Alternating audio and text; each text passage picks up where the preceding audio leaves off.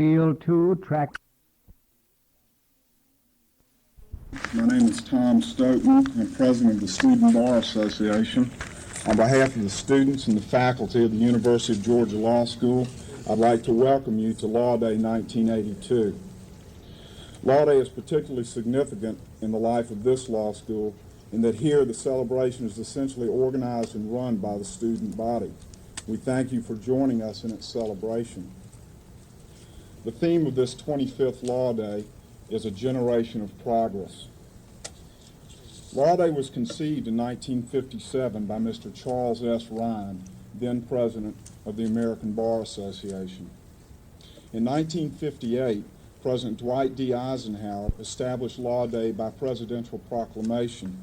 On the occasion, President Eisenhower noted, "It is fitting that the American people should remember with pride and vigilantly guard the great heritage of liberty, justice, and equality under the law.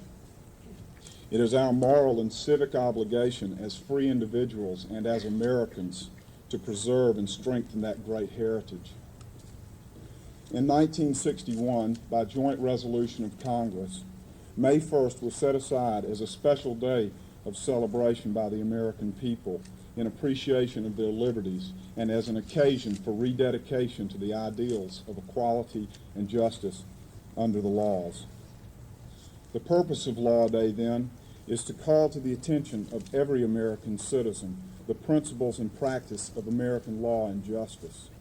It is a day to reflect upon our legal heritage, the role of the law in our society, and the rights we enjoy under our system of government. In the years between that first Law Day and this 25th anniversary, America seems to have lived through more than just one generation. The years have been marked by many historic events, some that illuminated the times, some that cast shadows over the land. Most important of all, however, is that through these tumultuous times, we have seen the triumph of democracy. In many other countries, any one of the crises that we Americans have successfully faced as a nation might have signaled the collapse of other governments. But here, our laws and our system of government and our system of justice provided the resilient strength and the sensitivity to individual needs crucial to a stable and productive society. Through the legislative and judicial action of this first generation, we have strived to reinforce the inherent principles of our Constitution, the sanctity of individual rights and individual liberties, the freedom to determine our own destiny, and most importantly, the primacy of we the people in a self-government.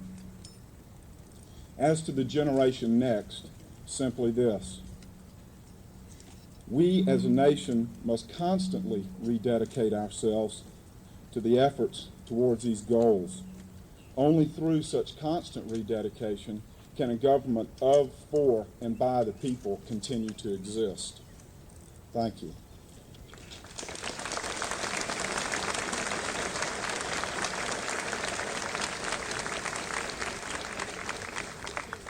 Ladies and gentlemen, for the invocation this morning, we welcome the Reverend Bevel Jones of the First United Methodist Church here in Athens.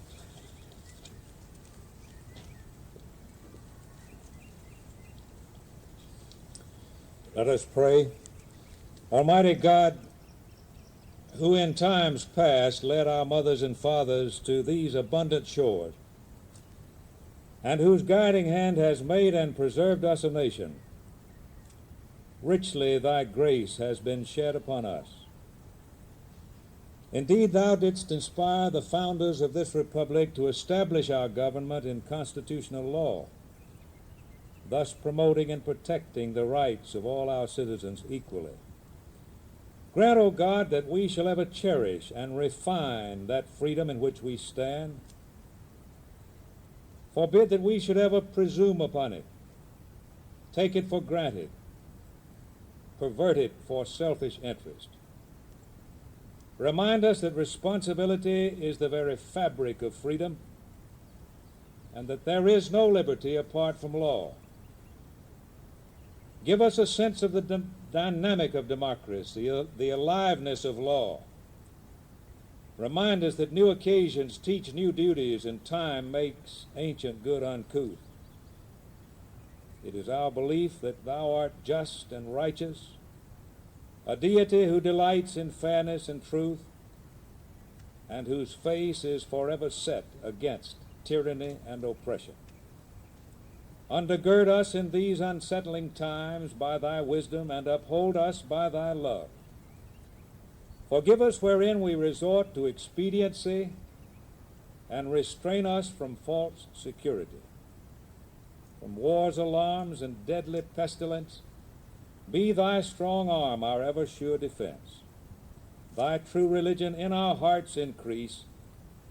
Thy bounteous goodness nourish us in peace. Amen.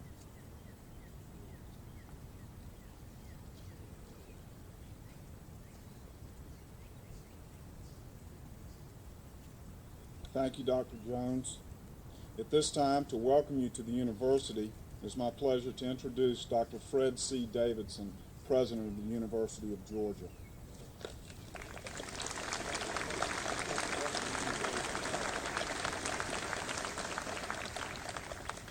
Mr. President, other distinguished platform guests, ladies and gentlemen, it's my pleasure to welcome you on this beautiful morning to the University of Georgia for Law Day 1982.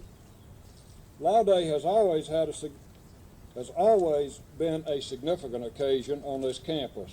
It's an observance, perhaps more accurately, it's a celebration of our legal heritage, of our responsibilities as citizens, and of the principles of our democratic government.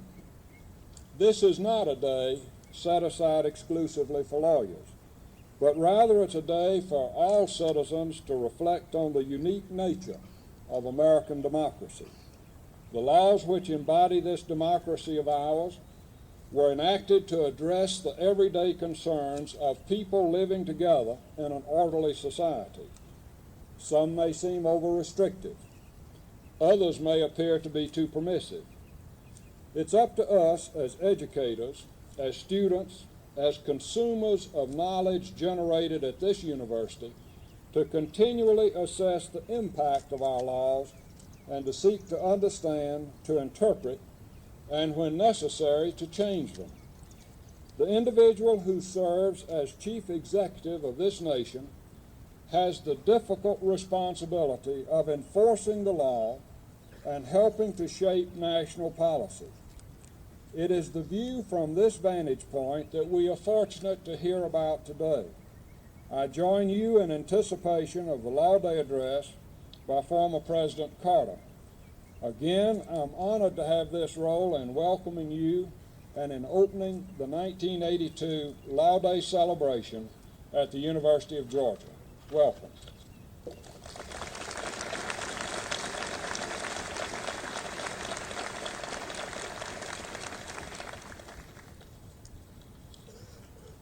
Thank you, Dr. Davidson.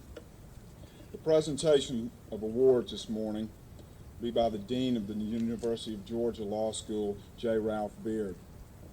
Dean Bearid has operated in this capacity at the law school since the early 1970s. Since that time, the University of Georgia Law School has come to be regarded as one of the finest law schools in the nation. It is no secret at all that much of this quantum leap in prestige and stature is due to the personal efforts of Dean Bearid. He is as highly regarded by his students as he is by his associates. It is my pleasure to introduce to you Dean J. Ralph Beard.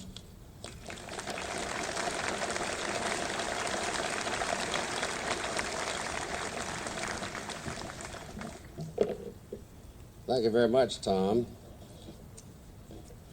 I had planned to introduce individually everyone on the pavilion, but to do so would not give the President sufficient time to make his talk, so I will simply introduce Mrs. Jimmy Carter. Mrs. Jimmy Carter.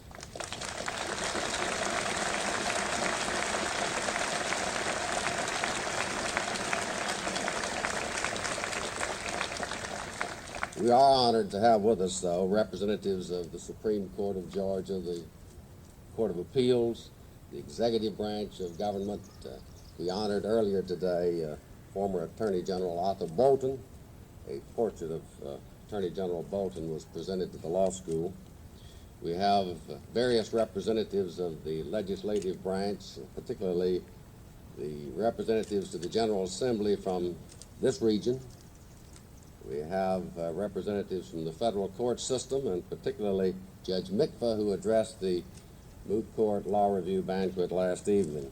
We're delighted to have all of them here. Also present are a number of members of the University System Board of Regents, Chairman Mrs. Dodd and the Chairman-elect Toby Ivey are with us, and we're happy to have them. And of course, we're happy to have the clergy. As Tom indicated, the importance of Law Day as far as the law school is concerned is to observe the law, the rule of law, and to honor those students that have exhibited excellence in the study of law. And this morning we pause for a moment to recognize the academic self-discipline which it takes to achieve excellence in legal studies. We are proud of the accomplishments of all of our students, and particularly those who will receive awards this morning. The first award is appropriately presented to the first honor graduate of the School of Law for the class of 1981. This is a cash award from the Jesse and Dan McDougall Memorial Fund of the University of Georgia Foundation. And the first honor award for the class of 1981 goes to Bob Proctor, who's now with the law firm of Hansel Post, Brandon and Dorsey in Atlanta. Bob, if you'll come forward, I'll give you your check.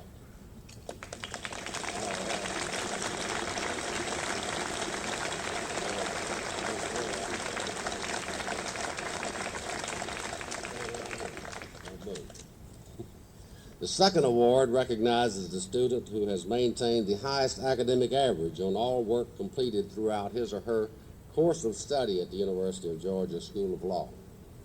The recipient is presented a monetary award from the Isaac Meinhard Memorial Fund, which is to be used for the purchase of a set of law books. The student who has maintained the highest grade point average from the beginning of law studies to the end is Bob Proctor.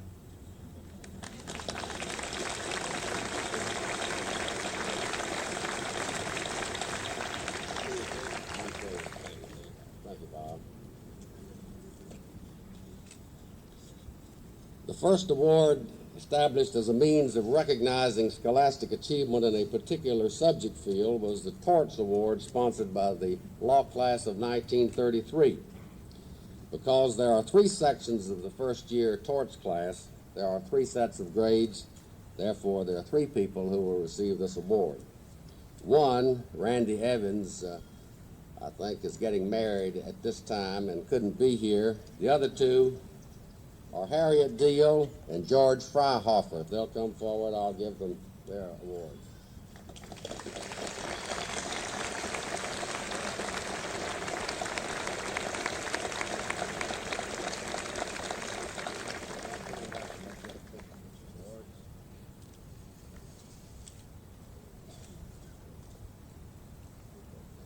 You think one will do it? Okay. In March 1976, an Atlanta law firm initiated a special subject area award, which has since become a Law Day tradition.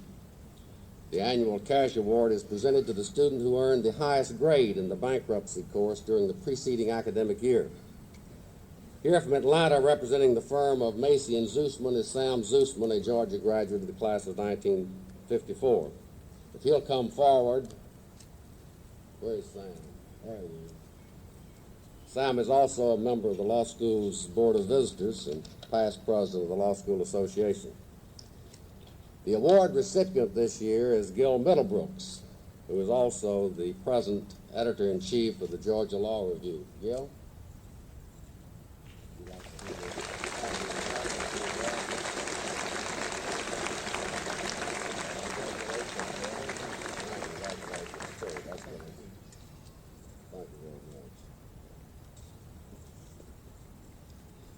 This course is taught by Dean Ray Phillips of the law faculty. It's a very fine course, and getting a high grade there represents a real effort.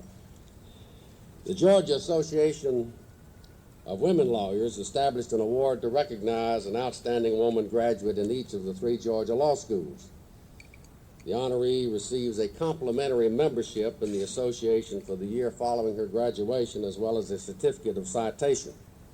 The outstanding woman law student at the University of Georgia was chosen by a faculty SBA committee from among a list of nominees submitted by the Women's Law School Association.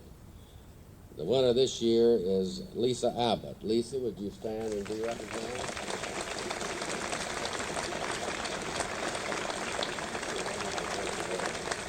Why don't you just right here? The Georgia Municipal Association has established an award which recognizes achievement in the study of the law of municipal corporations. The cash award goes to the student who earned the highest grade in the municipal corporations course offered each year.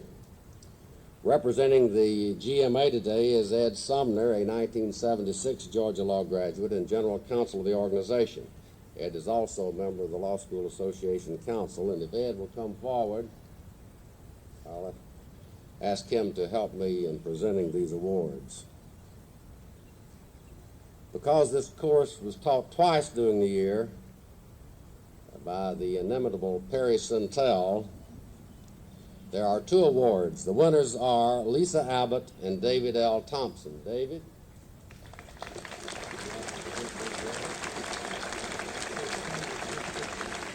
Well, let's stand here and get a picture of him.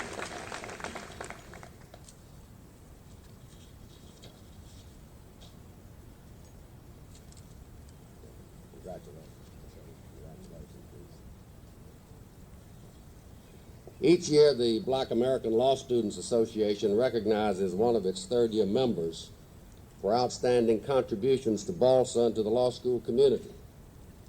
This year, the BALSA Senior Service Award goes to Ethrin Cousin. Ethrin served as coordinator for the Russell Moot Court competition this year, and she arranged the Southeastern Regional meeting of the Black American Law Students Association, which the law school hosted earlier this year. She also was a team member in the Frederick Douglass Moot Court competition, as well as a staff member of the Georgia Journal. Ethrin, if you'll come forward, I'll present you with this award. Yes,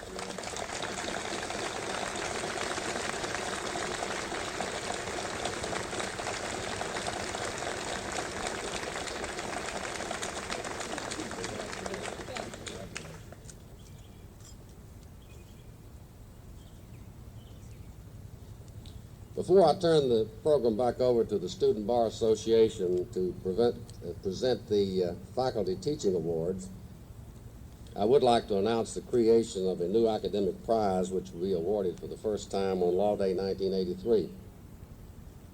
The new award will be named the Donald P. Gilmore, Jr. Memorial Award for Excellence in the Study of Labor Law. It will be a cash prize for the student or students who make the highest grade in the labor law course in the sections taught each year. Let me take just a moment to tell you about the fine young lawyer whose memory this award will perpetuate. Don was a Georgia law graduate in the class of 1974. He also earned his BBA at the university in 1971. After serving the university as staff attorney for the Office of Judicial Affairs, he became a lawyer in the U.S. Air Force Judge Advocate General Corps, where he specialized in labor law. He went on to earn the LLM in labor law at Georgetown University. And at the time of his death in January of this year, in the tragic Air Florida crash in Washington, D.C., Don was on his way to Tampa to handle a hearing and handle some legal matters arising from his position as staff attorney of the Labor Law Division, Office of the General Counsel of the Postal Service. Many, many friends of Don Gilmore sent memorial tributes in the form of gifts to the Law School Fund of the University of Georgia Foundation. And these gifts became the endowment for the Gilmore Memorial Labor Law Award Fund. We're very pleased to have present here today Don's wife and parents, each of whom helped to make the memorial possible.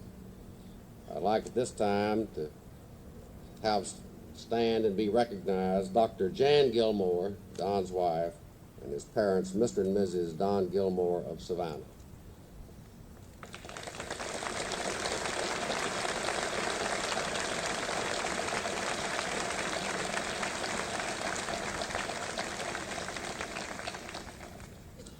For our visitors today, I want to encourage you to take some time after this ceremony to tour the Law Library Annex, which is the building immediately to the right. It's connected to the main law building by a bridge. It was dedicated last law day by Justice Blackmun. In the entrance foyer of the annex, just after you cross the bridge, you'll see two strikingly beautiful white marble busts. These busts were given to the law school recently by two very special friends. One, a graduate of this law school, Nick Chilibus of Atlanta, and the other, a member of the University System Board of Regents, Dr. John Skandalakis, whose son and nephew are enrolled in the law school at this time.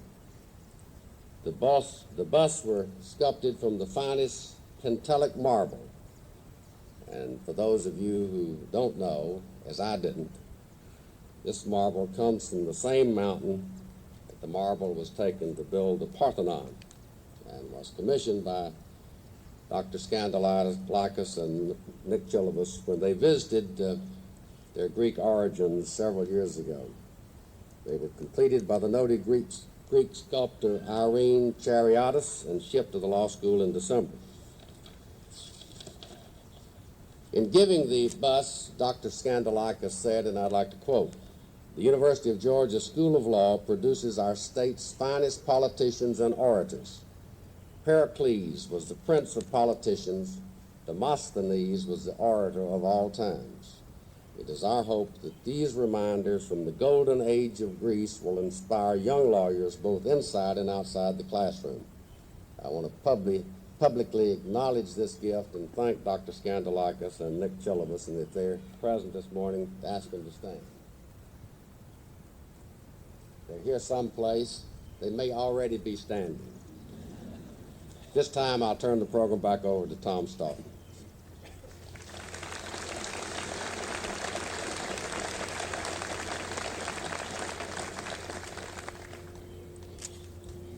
I will immediately turn the platform over to Roy Copeland, Vice President of the Student Bar Association, for the presentation of the two faculty awards.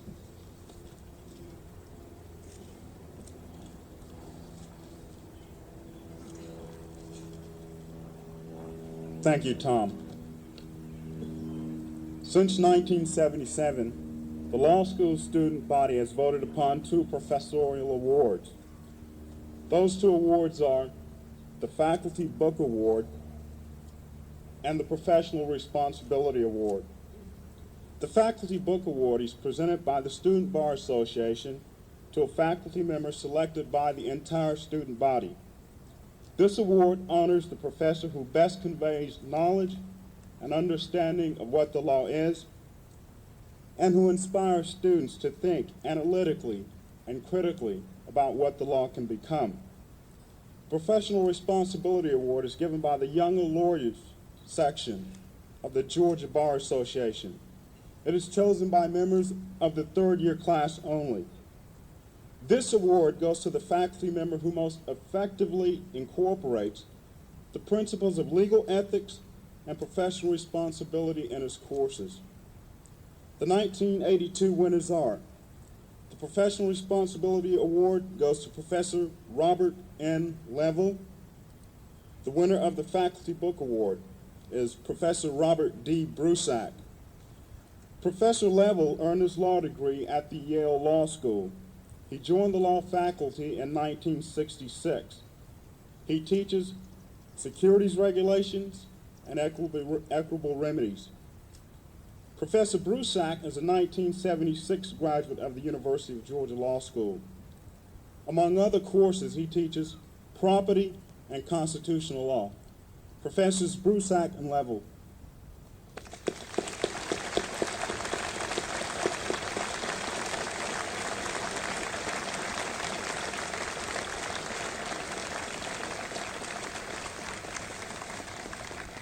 I was told to ask each of them to come up and receive their awards.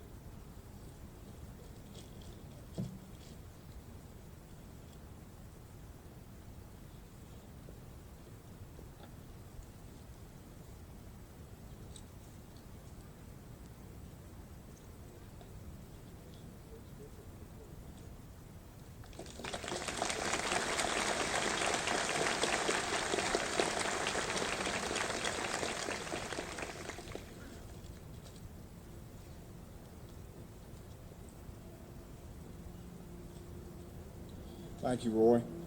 Ladies and gentlemen, for your enjoyment, there will be a brief musical interlude played by the Georgia Brass Quintet. They'll be playing a piece commissioned by the University of Georgia Law School for last year's Law Day ceremony. The Brass Quintet is comprised of faculty members of the Department of Music here at the University of Georgia.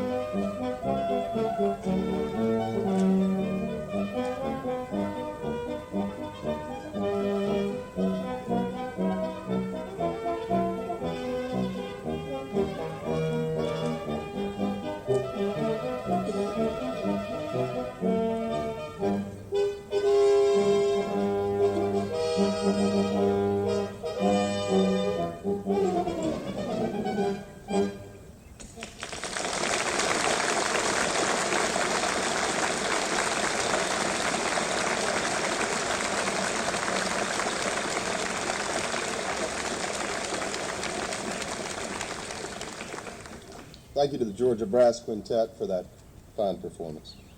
President Davidson, Dean Bearid, distinguished guests and alumni, ladies and gentlemen. On Law Day in 1974, a man whom many thought would be the next President of the United States came to the University of Georgia as the featured speaker for Law Day. That man was Teddy Kennedy.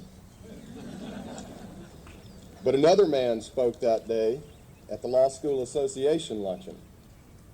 He delivered an impromptu speech on the virtues and mostly on the vices of our criminal justice system. Very few thought of this man as a potential president of the United States, but a journalist named Hunter Thompson was in the audience that day, heard the speech, and was extremely impressed. He later wrote an article on that speech and his impressions of that man. He was the governor of Georgia at that time, Jimmy Carter. The rest of the story is well known to all Georgians. James Earl Carter went on to become the first native son to be the President of the United States, our 39th President, and I present to you today Jimmy Carter.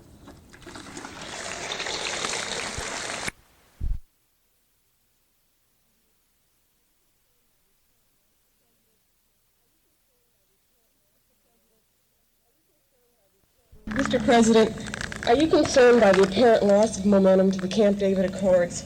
Since there was so much personal chemistry involved that you just referred to, and it can't be duplicated now, what would you suggest could be done to restore the momentum to the...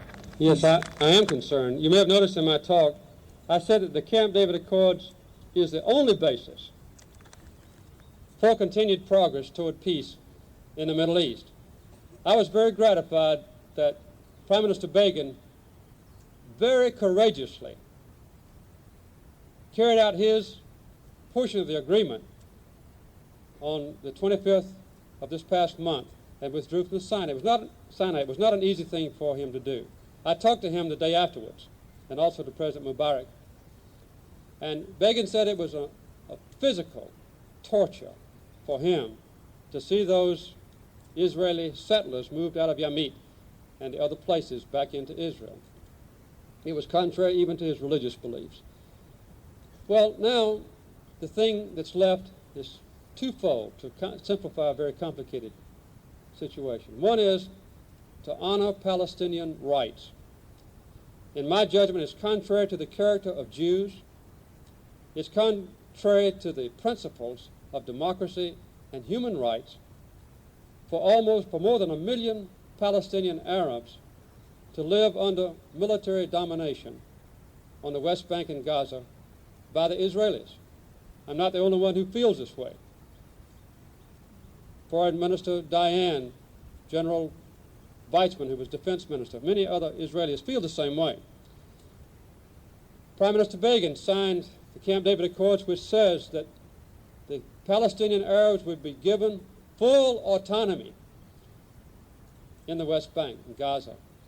The Israeli military forces will be withdrawn. The Israeli military government will be withdrawn. The permanent status of the West Bank will be determined after a 5-year period once the governing body for the Palestinians is elected in free elections. These are the kinds of phrases, and I'm quoting verbatim, that are already included in the Camp David Accord, signed by Anwar Sadat, signed by Menachem Begin, and signed by Jimmy Carter. So if we can now proceed with the carrying out of those kinds of commitments, we'll answer Palestinian rights to a substantial degree, not all they want, and we'll answer the question of land. Who is going to have sovereignty over that precious barren land in the West Bank? And I know from experience that there is no way for the Israelis on the one hand, the Egyptians and Jordanians, the Syrians and the Lebanese on the other hand, plus the Palestinians, to ever reach agreement on their own. Because those politicians run for office, or they assume office, based on statements like, I will never yield 1 inch, and so forth. Or the PLO are devils and they're enemies, and it would be a travesty of our religion and our commitment to honesty and so forth to ever acknowledge their presence or their existence. And you have all kind of statements made by that, and you need somebody to say, well, if you'll just do this, as is spelled out in the Camp David Accords and the Egyptian-Israeli Treaty, if you'll just do this, you'll have to change on both sides some of those previous statements. But look at all the benefits that you get from it. Peace, harmony, open borders, diplomatic relations, the right to use the Suez Canal, the ships to travel freely, an end of the 4 wars in 25 years. But you have to have some way to bridge that gap. Now, long before I became president, under Nixon and Ford, both the presidents and Henry Kissinger, you remember shuttle diplomacy was born, the phrase was, with Henry Kissinger. When I took over, I did the same thing with Cy Vance and with Ed Muskie and with others, Saul Lenowitz and Bob Strauss. But I got involved in it when I needed to. Since I left the White House, that has not been done. There is a person appointed to be the United States negotiator. But Mubarak, who's a darn good man, and Menachem Begin, who is a good man, strong, courageous, tenacious, I differed with him many times, but they need somebody at a high level to bring them together. And there is no one trusted, no nation trusted, except the United States. And that's why I have deplored the fact that neither the Secretary of State nor anyone else of a very high visibility is now performing that necessary role. It's not just to do Israel a favor or Egypt a favor, because our friendship with Egypt and Israel is a foundation for our own security in the Middle East and hopefully for future prosperity there and also future stability there and peace. So I do deplore the fact that this same fervor that existed under Nixon, Ford, and I is missing. And perhaps after Sinai withdrawal has been completed, which it has now, there'll be a refocusing of our own nation's attention on this crucial question. I hope so.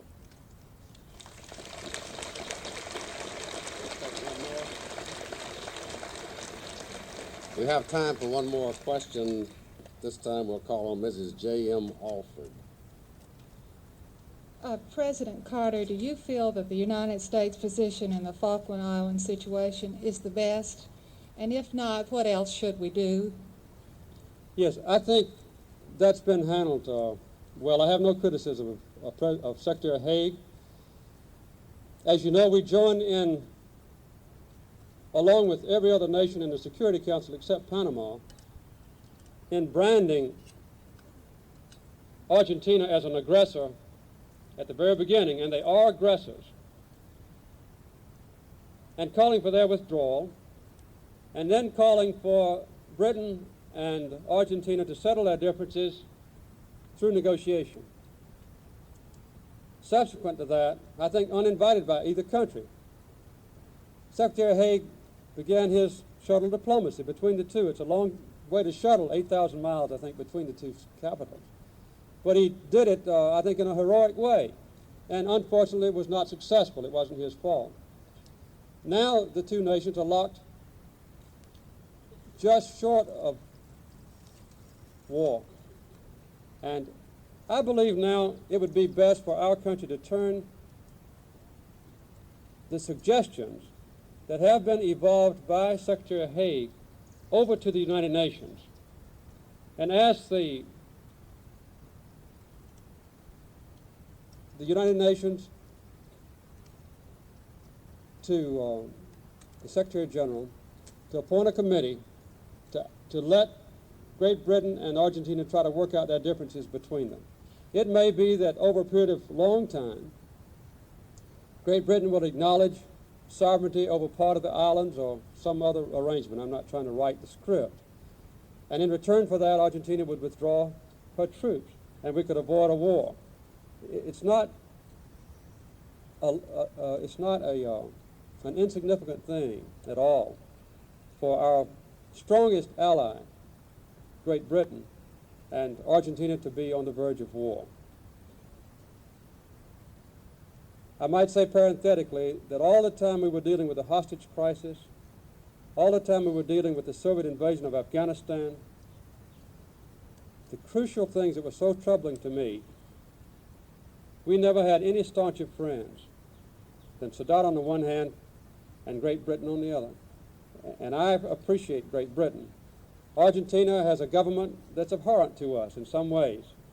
It's a military dictatorship, an absolute deprivation of human rights, great persecution of people in that country. They were Nazi allies during the Second World War. They didn't help us by retaining a grain embargo on the Soviets after the invasion of Afghanistan. There were many reasons I could condemn Argentina, but those are really secondary now.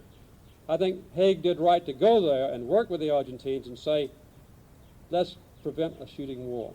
So to summarize my rambling answer, I would say that now is a time, since Haig acknowledged yesterday that he had failed through no fault of his own, to turn the problem over to the United Nations and give Argentina and Great Britain a chance, like I described a few minutes ago with Begin and Mubarak, to forget their past adamant positions and start negotiating a settlement without bloodshed.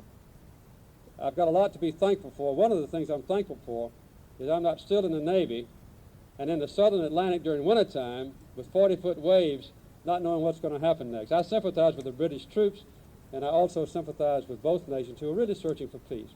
Let me say that I wish I had more time for questions, but I don't. I've enjoyed coming over here. You've been very gracious to me, and may God's blessings be on everyone.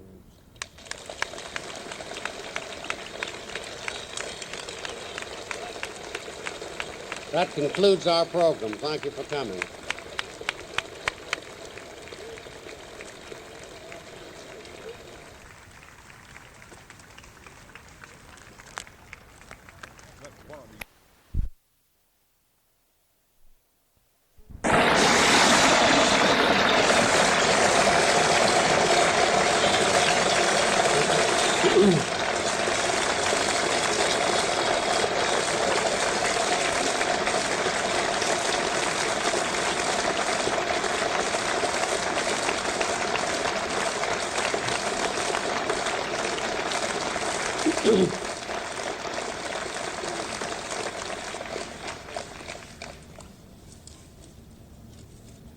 Well, as I was saying when I was so rudely interrupted on November the 4th, 1980,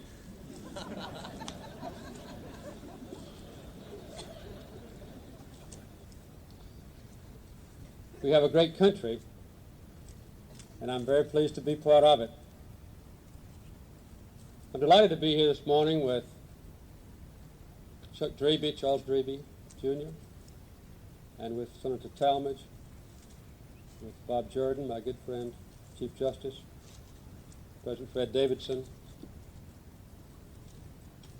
and President Stoughton, of course, and all of you.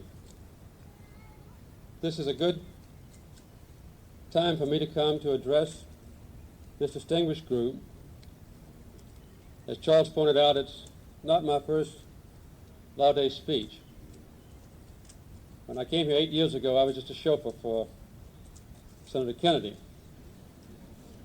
He made the main address. He covered all the points that I had prepared to make in my own luncheon speech to a very small audience. And I hastily made some notes in the secretary's office and went in and spoke in a very critical way about lawyers and about the legal system in our country. My son Jack was graduating from Georgia Law School that year, and even he didn't enjoy the speech very much. But as Charles pointed out, there was a man in the audience who enjoyed it. His name was Hunter Thompson. One of the reasons he enjoyed it is he had a paper cup full of wild turkey.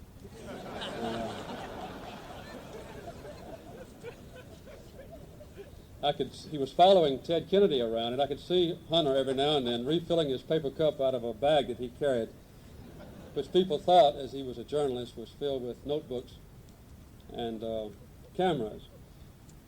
But perhaps because of that, Hunter thought the speech was very good, and afterwards he wrote to the University of Georgia and asked if anybody had made a copy of it. And either fortunately or unfortunately, the law school had very meticulously recorded the speech. They sent that speech to Hunter Thompson. He had a cassette made for his automobile tape deck. And he told me afterwards that he played that speech often as he drove around in the mountains of Aspen. I don't know how many of you know much about Hunter Thompson. He was a character from which Duke in Doonesbury was derived. And I'm not sure that he would be carrying a group of tourists to the Falkland Islands these days, but just as peculiarly, he listened to my speech on a tape deck in his automobile. Later, that speech became the centerpiece, really, of a very fine article that Hunter Thompson wrote for the Rolling Stone. And it helped me in my campaign for president to become known throughout the country. In that luncheon speech, by the way, I quoted my mentors in law and justice. I only mentioned two of them. One was Bob Dylan, and the other one was Reinhold Niebuhr. And one of the things I said, this was not the favorite part of the speech by Hunter Thompson, was that Reinhold Niebuhr said the sad duty of politics is to establish justice in a sinful world. And he also said that in order to have that justice, we must have laws. And the laws must constantly change to stabilize the contending forces in any dynamic society. And he also said that the totality of those laws describes what our government is, and in a peculiar way it describes what we are. After entertaining Hunter Thompson with this discourse, I finished up my 4 years as governor, and I went on to other things. I'm not saying more important things, but other things. Among them, of course, was serving 4 years in the White House in Washington. I'd like to make a confession to this audience. I'm not a lawyer, and I didn't want that word to get around before the program started. I didn't want Dean Bearid to change speakers on me at the last minute. But while I was president, I had a lot to do with law. I was the first president in history who served a full 4 years without having a vacancy to fill on the Supreme Court. But I think I more than made up for that by appointing 265 federal district and circuit court judges. So at the present time, about 40% of all the federal judges serving in this nation, including my friend Abner Mikva, were appointed to their posts by me. I was particularly eager to make appointments that had not been made in the past. And we established merit selection boards in almost all the states. And the lawyers that went on to be federal judges were selected in that manner. I'm particularly proud of the fact that I appointed more women, more blacks, more Hispanics in 4 years than had been appointed by all presidents combined in the history of our country. In fact, I appointed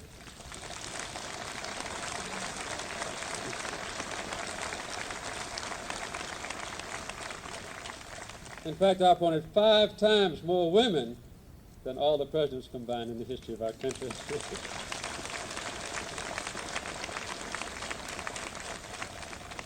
I have to admit I also created some vacancies. The first woman who was ever appointed to a Court of Appeals post was Shirley Hufstetler, chosen, I believe, by President Johnson. And I asked her to serve as the first Secretary of Education in this country. Another distinguished Southern judge, Griffin Bell, was chosen by me to be Attorney General, and since that time, as you know, he has elevated himself into becoming a very famous author. Another one that I took off the bench and assigned another duty was William Webster, who's recently been highly publicized for his role in the Abscam scandal. Luckily, he was on the right side of the law, and he's an excellent, notable, and I hope lifetime director of the FBI. You can see that I could spend my allotted time talking about the judicial system and the interrelationship of a president with it. But I thought today, in lieu of that, I would describe to you some of the unique things that a president does. Not just the evolution of voluminous laws, which is also a responsibility of governors, but how one has to forge agreements which sometimes even transcend the importance of many laws, and learn in the process how other people live, how other people think, how other people feel, and how they look to the future. I'm now writing a book myself, and I thought I'd take just a brief time this morning to describe to you 3 or 4 brief episodes in my 4 years as president, this derived primarily from the book that I am now preparing and will be published later on this fall. I think each one of these subjects that I've chosen would be at least worthy of an entire lecture series, and I'll just outline them very briefly. And I hope they might precipitate a few questions from the audience at the conclusion of my speech. I'm going to talk about 4 men, all of them different one from another. The first one, because he's my favorite of all the foreign leaders I've ever met in my life, was Anwar Sadat.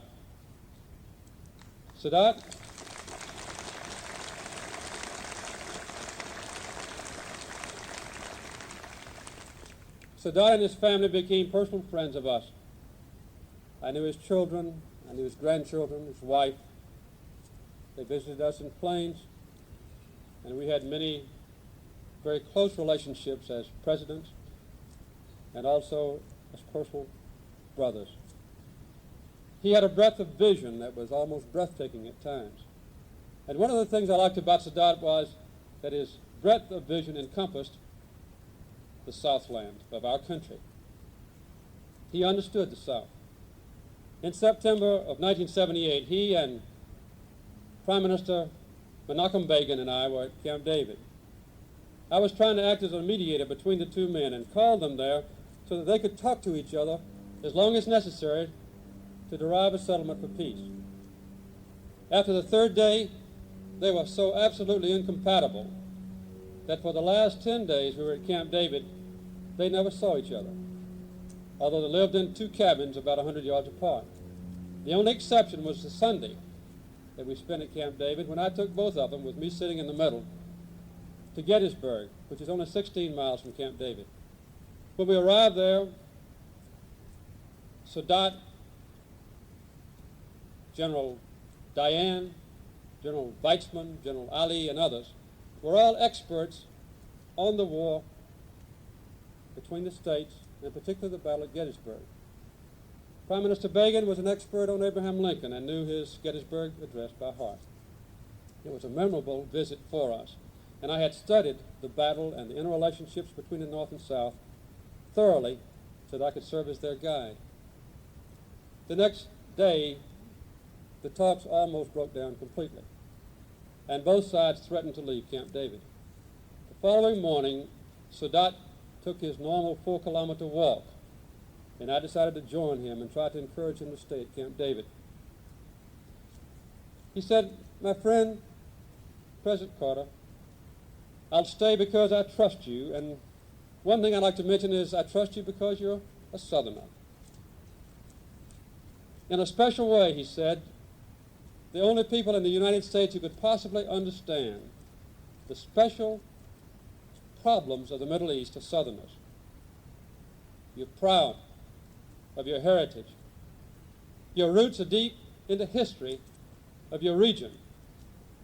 You know what it means to have suffered bloodshed and disappointment and suffering. You know what it means to have brother fight against brother. You know what it means to regain your strength and your integrity, your self-pride, and to make great progress. And I know you can understand what it means to us in the Middle East, living on a tiny part of the world, where the sons of Abraham, whether Muslim or Jew, brothers in the eyes of God, have been separated so long from one another. We've suffered defeat. We've suffered disillusionment.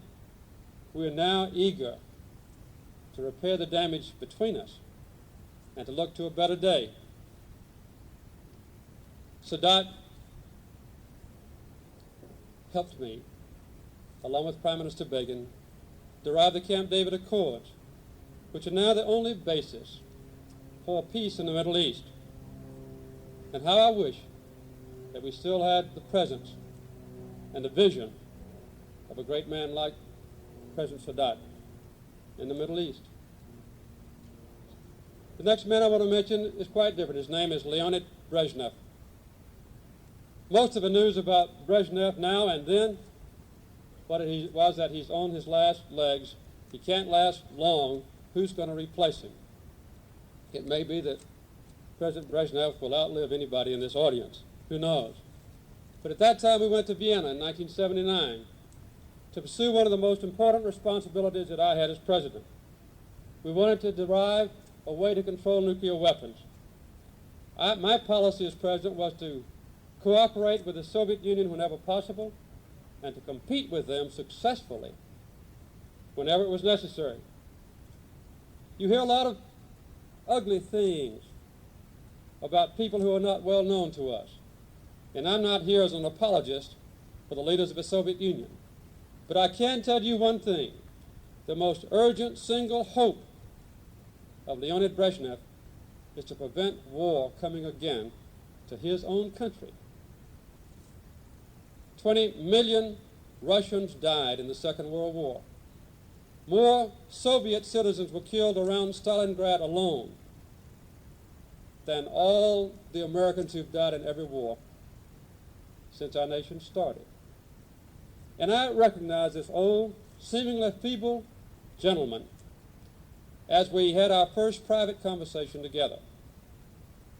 He had a hard time walking down the steps, and when he began to talk, his upper and lower jaw wouldn't come apart quite far enough. But as he talked longer and longer, that speech impediment would go away. And I felt particularly close to him at first, strangely, because as we went down the steps together, leaders of perhaps adversarial nations, without any restraint, he reached his hand out, placed his hand on my shoulder to steady him as he went down the stairs. And the first thing he said to me when we were alone was, "Mr. President, God will never forgive us if we fail." When we met in the general group, with the Russian marshals and with Foreign Minister Gromyko and others, I mentioned that to the group. And Brezhnev was quite embarrassed because I told the other Soviets that he had referred reverentially to God. I told him I wanted SALT II to be effective immediately, that I wanted a 5% reduction every year for the 5 years that SALT II was in effect, below the strict limits we'd included in it. In SALT III, we wanted to begin immediately, and I hoped that the level of nuclear weapon limits would be cut at least 50%. I was willing to sign with the Soviet Union a comprehensive test ban to eliminate the testing of all nuclear explosives, to freeze the production of strategic nuclear weapons. And I wanted to work toward a small, invulnerable nuclear force that could only be used for deterring war, not to launch a preemptive attack. If I were now active in the forefront of the anti-nuclear movement, and my daughter Amy is the foremost anti-nuclear spokesman, as proven by me in the debate with Ronald Reagan, I would adopt as a slogan, ratify SALT II, because that's the basis on which we can move forward with the Soviet Union to control nuclear weapons. The third person I want to mention is, like Sadat, now dead. His name was Omar Torrijos, a friend of our country and of us personally. He was a tough sergeant, unappreciated, not very well educated, but brave, generous, and perhaps the most patient leader I met in my 4 years. He had waited 14 years to change a treaty known as the Panama Canal Treaty, which, when it was signed, had never been seen by any Panamanian. There was a delegation of Panamanians on their way to Washington. They had arrived in New York by ship, and they would be in Washington in 2 hours. And hurriedly, in the middle of the night, Secretary of State John Hay and a Frenchman named Ronald Cobb signed the treaty. Ronald Cobb on behalf of the Panamanians. He had not been in Panama in more than 18 years. This treaty was highly unfair, and had it not been changed, in my judgment, we would not have a Panama Canal today. Now, Omar Torrijos and I were assembled along with the leaders of 18 other foreign nations in this hemisphere, and he and his wife, Rosa, and I were on the way into the ceremonies to sign the official documents. He turned to me with his chin trembling, and he said, "Mr. President, there's no way for me to tell you how much." And then he broke down, and he wept like a baby. And his wife put her arm around him and placed his head on her chest. And he sobbed, and I had tears in my eyes as well. I think even the critics of the Panama Canal treaties that we evolved would admit to you now that had it not been done, and had this not been a basis for a peace between us and the militants in Central America, that entire region of our hemisphere would now be a communist region. Well, the last person I want to mention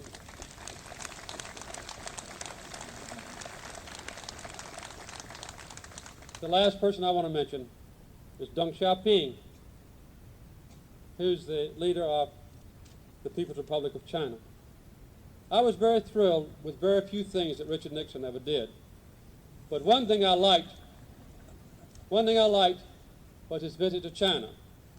If any of you are enticed to read my book or buy it this fall, you'll find that Richard Nixon was not the only famous American planning to go to China in 1971 and 1972.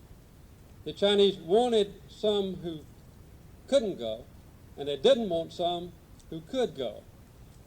But I'll let that mystery hang until you get my book. But anyway, my first visit to China was in January of 1949, when I, as a brand new submarine officer, made a trip from Hong Kong all the way up the coast of China to Tsingtao. And we had a chance to see China, at least from a seacoast point of view. Chiang Kai-shek was still there with his nationalist forces, but he had been forced back to the sea. And all around the cities that we visited, every one of them, you could see the campfires of Mao Zedong's communist forces.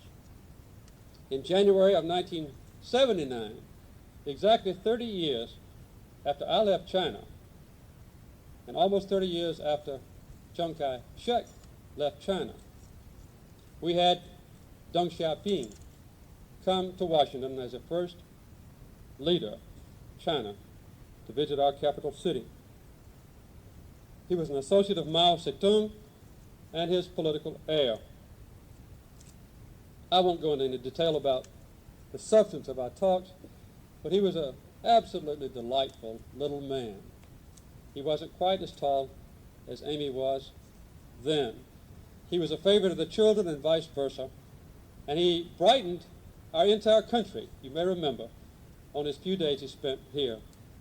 I remember that one of the major problems was we wanted to have what's called as most favored nations relationship between ourselves and other countries. But there was a provision in the law that prevented this special trade preference if any nation prevented the immigration of their own citizens to rejoin families. And it was designed primarily to expedite the exit of Soviet Jews from Russia to other countries. I told Deng Xiaoping that we wanted to deal with China and with the Soviet Union on an equal basis, and that the most favored nations provision would prevent us from moving rapidly toward better trade relationships with China. He looked at me and smiled and said, "Mr. President, that doesn't apply to us. If it'll help you to sell MFN, as it was known, to the Congress, I will send you 10 million Chinese without any delay." In a few minutes, we were talking about freedom of speech and how foreign journalists would be treated. And I said, "You offer to send me 10 million Chinese, I'll send you 10,000 journalists." He said, "If you'll keep your journalists, I'll keep my Chinese." That evening, we had a long talk about human rights, religion, and law. And Deng Xiaoping had made a very meticulous study of the U.S. judicial system. And he told me that at the conclusion of that study, he had decided that he did not want any lawyers in China. I was hoping he hadn't read the text of my 1974 Law Day speech at Georgia. But they were struggling with a way to provide more equity in the treatment of criminals and the settlement of disputes. Later, some of my associates, I think it was Dr. Brzezinski, as we were concluding our talks, said to Deng Xiaoping, "The president," referring to me, "has had a terrible attacks on him from certain states in the nation because he normalized relations with China and notified Taiwan that we would terminate the treaty." And he asked, "Did you have any adverse reaction in China?" And Deng Xiaoping said, "Yes, we had very serious criticism from one province." Everybody listened attentively, and he said, "Taiwan." Well, everybody who's been to China from my administration, including myself, Rosen, Amy, and others, have been absolutely seduced by the tremendous welcome and the interest and the uniqueness of that great country. And I can see why it's known as the most civilized nation on earth by some people.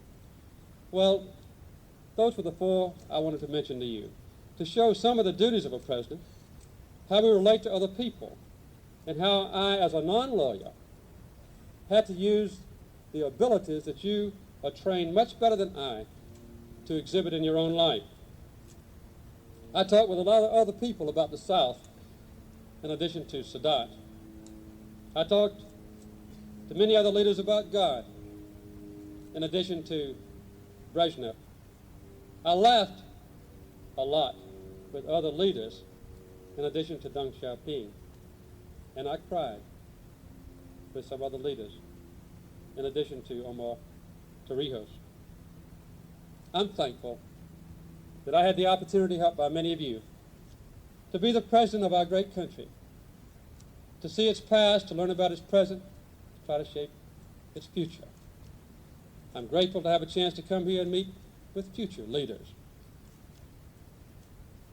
And I hope that you will join with me, not only in expressing gratitude for what we have received from God as our great blessings, but that you can help after my time and the fulfillment of your own, to keep our country committed to its unchanging principles, even when the times and circumstances are in a fluid state, and you'll keep our country on the road to decency and truth, to law, justice, to arms control, to peace, human rights, and to human freedom. Thank you very much.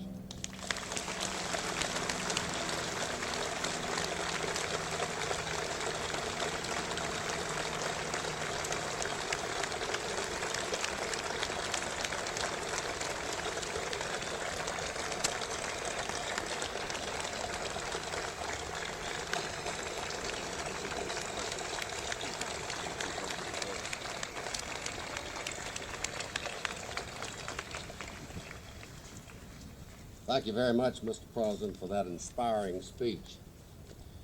President Carter has agreed to take some questions from the audience, and we're going to use the format of his famous town hall meetings of a few years ago. Earlier, Barry Wood, our public relations director, asked those in the audience that would like to ask some questions. We have their names here, and at this time, Mr. President, with your permission, I'll call on them. David Buttorff. David? There he is. President Carter, in your opinion, would not the reestablishment of metal backing to our currency, such as gold and silver, go a long way toward reducing excessive interest and inflation? No, I don't believe so. This was an idea that was pursued by my own economic advisors, and I had to study it along with my other studies while I was in the White House. We had, as you know, the gold standard for a long time, and we had catastrophic circumstances throughout the world on occasion, in Germany after the war and with a high inflation rate in our own country following the Vietnam War. The main root of the worldwide problems now, which I'll be discussing at length in the next 2 weeks in Scandinavia and in Europe, are the very high interest rates in this nation, brought about, I think, by the prospect that the deficits during this present four-year term will far exceed all the cumulative deficits in our nation since it was begun. The root of that deficit, in my judgment, is an enormous and, I think, unbalanced tax reduction that was passed by the Congress as proposed by President Reagan last year.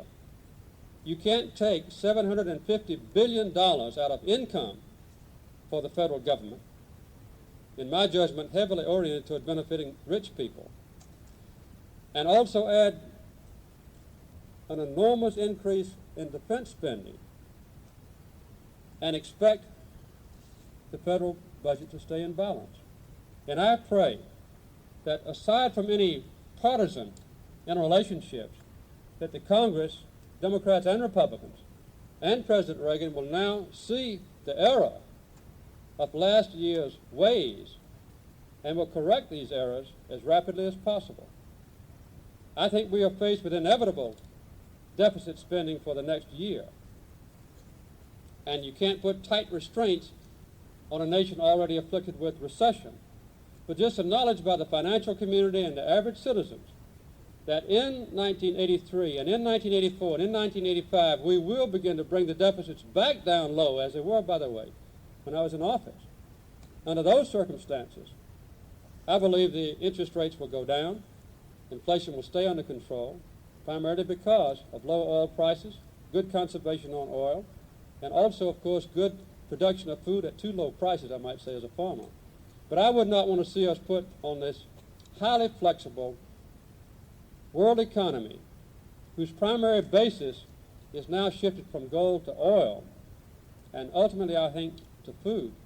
I don't believe that would work. So the gold standard is an attractive proposition in its simplicity, but in my judgment, the economic and financial circumstances around the world are too complicated to reimpose that standard, which worked at times and also failed at times.